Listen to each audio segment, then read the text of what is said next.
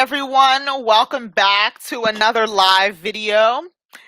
Today I have Deborah with me, and she's going to talk a little bit about her transfer from one college to another.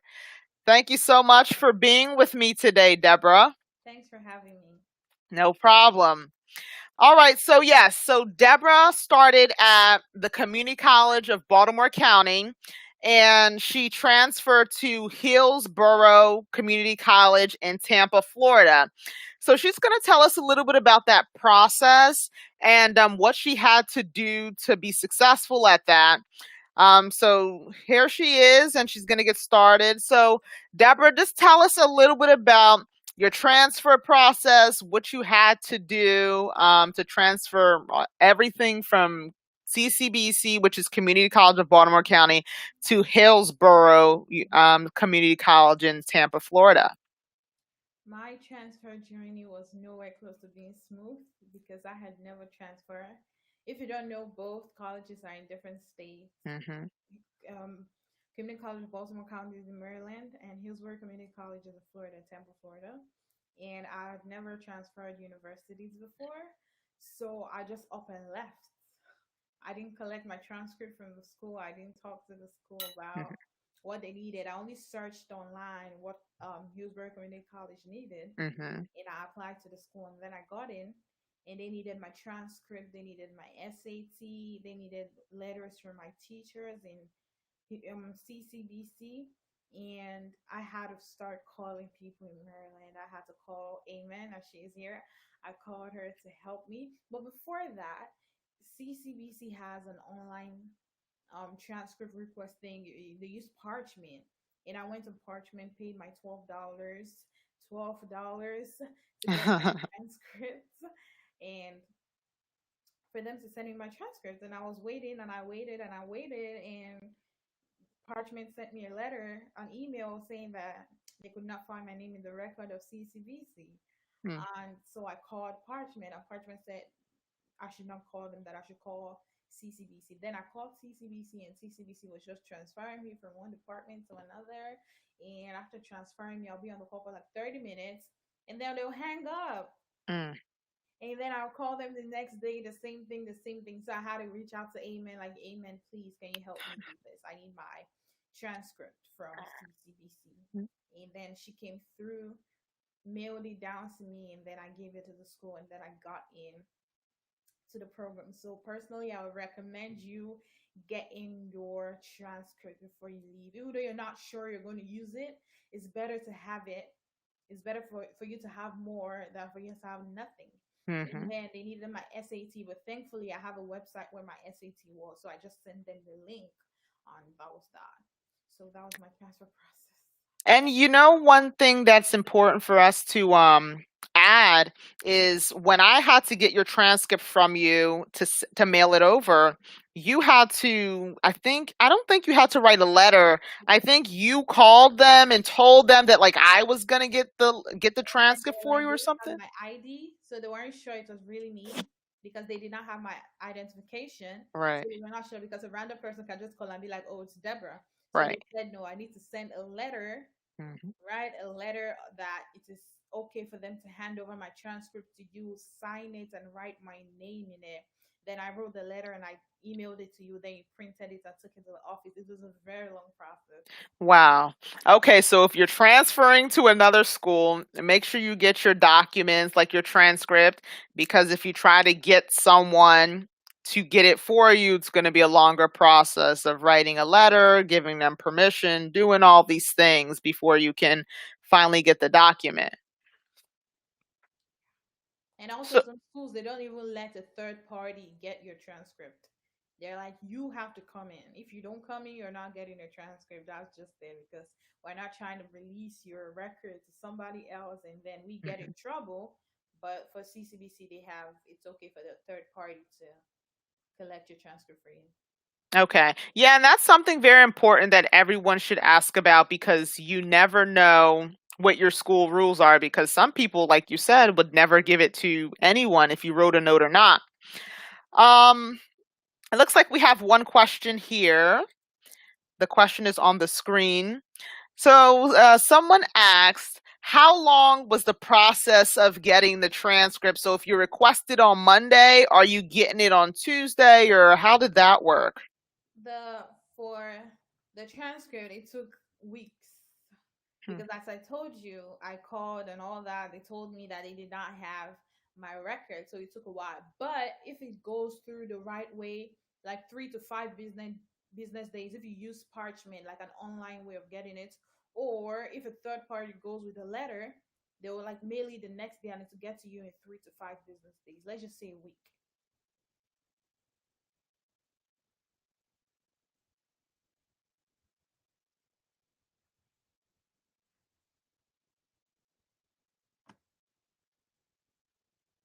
I'm sorry, I can't hear you.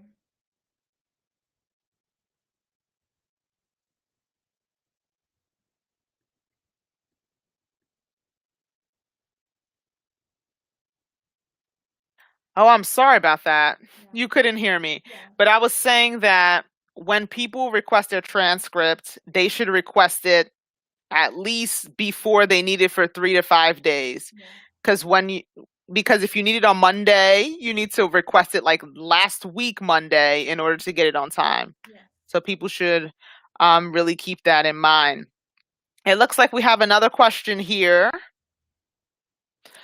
If you can change anything about your transfer process, what would that be? That's a good question to get us into our next topic here of your experience at CCBC, your experience at your other community college. So we're going to get into that right after this question.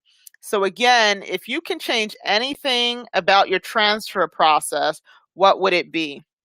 I think I would research more on the requirements for the new school that I'm going to. What do they need? When do they need it? How long does it take? And then, even if they don't need my transcript, I'm going to get my transcript and all the my high school transcript, my college transcript from the college I'm transferring from, Mm-hmm. and any other document like my SAT, they need T's exam, all those type of things. Because somebody you might call somebody and the person say they don't need it, but that person doesn't know their job.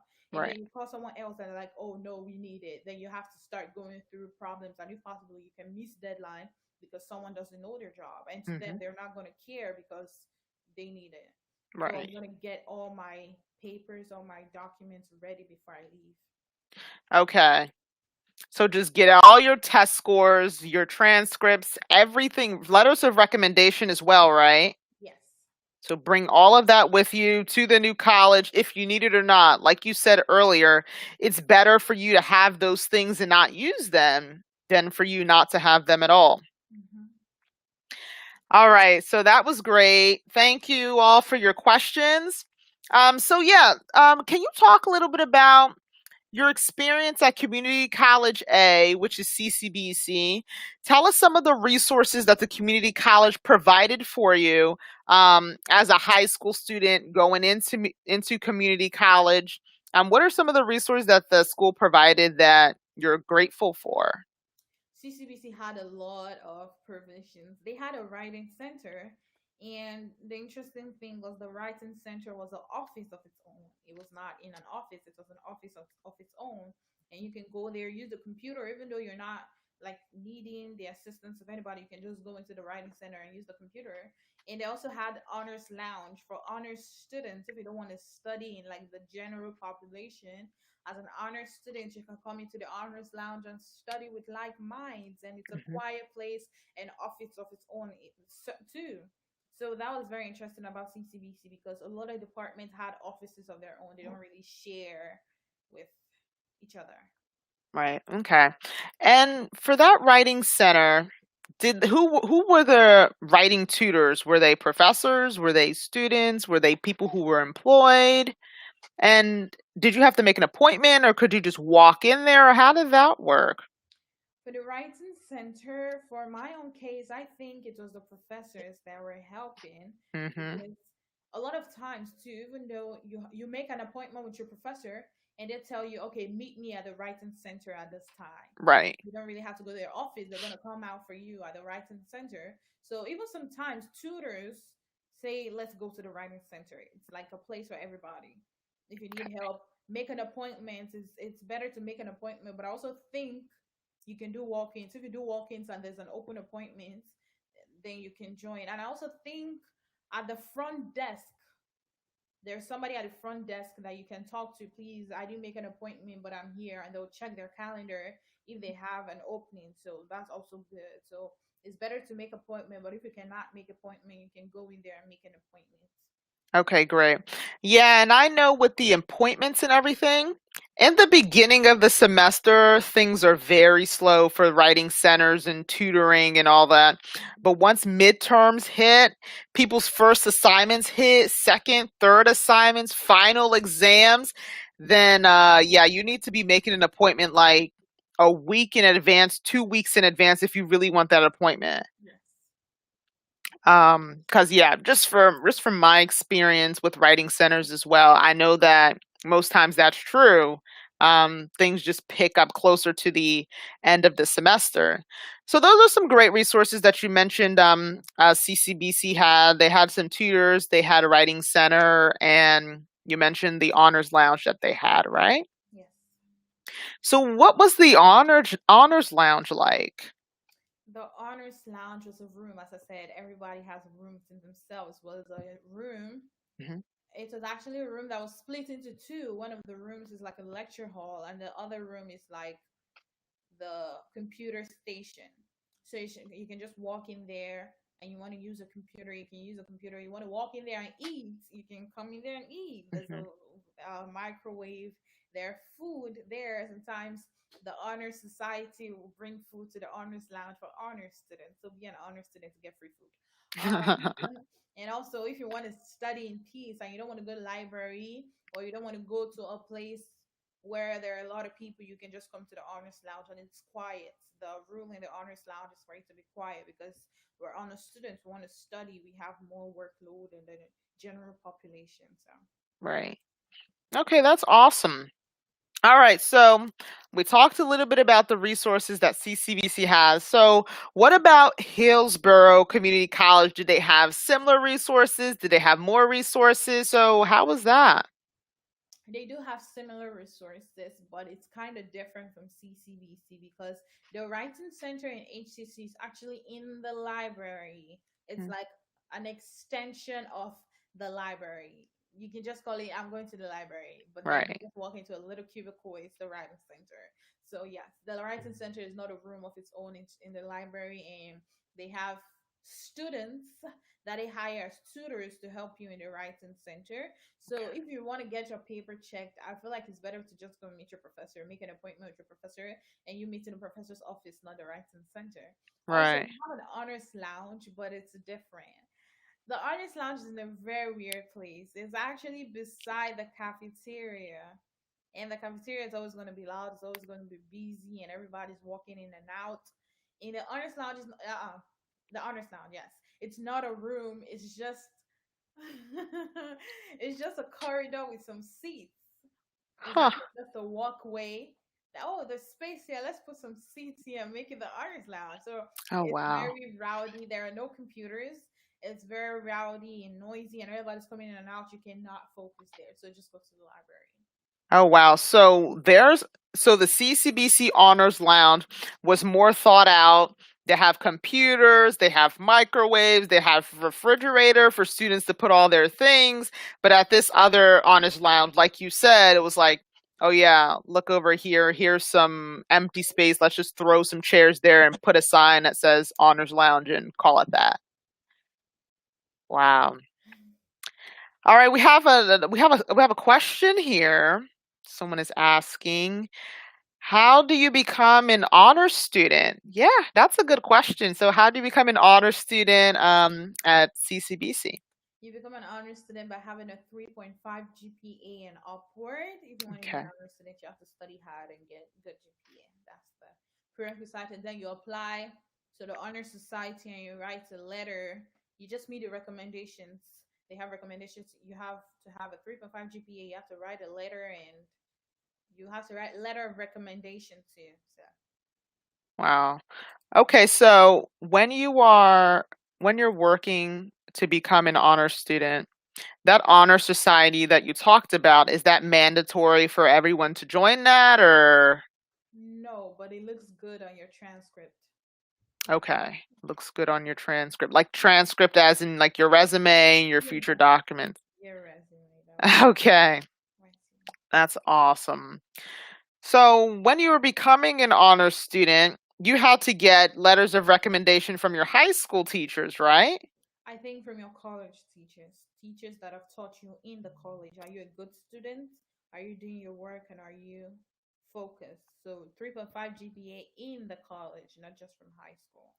Oh, got it. 3.5 GPA in the college. So you can't, is it that you can't become an honor student right out of high school, or that wasn't the route you took?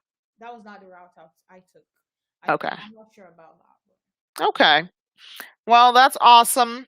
So yeah, is there anything else you want to add about your community college experience, your transfer experience? Any words of wisdom, any advice for students who are thinking about community college, thinking about transferring to another state?